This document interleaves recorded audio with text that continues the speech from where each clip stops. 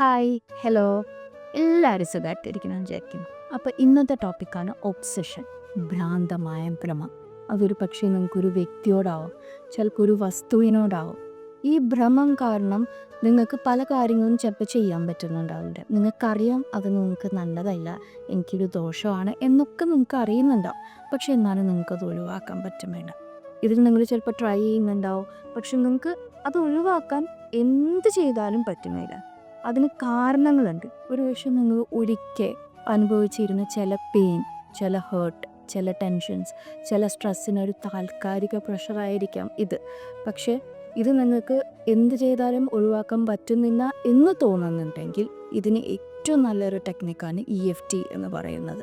വളരെ സിമ്പിളായിട്ട് എന്തുകൊണ്ടാണ് എനിക്ക് ഇത്രയും ഒരു ഒബ്സഷൻ വന്നിട്ടുള്ളത് എന്ന് നിങ്ങൾക്ക് മനസ്സിലാക്കാനും അത് റിലീസ് ചെയ്യാനും ഈ ഒരു ഒബ്സഷൻ മാറ്റാനും EFT നിങ്ങളെ ഹെൽപ്പ് ചെയ്യും. അപ്പോൾ നിങ്ങൾക്ക് കൂടുതലായിട്ട് ഇതിനെപ്പറ്റി അറിയണമെന്നുണ്ടെങ്കിൽ എന്തായാലും കോൺടാക്റ്റ് ചെയ്യൂ കേട്ടോ. Thank you.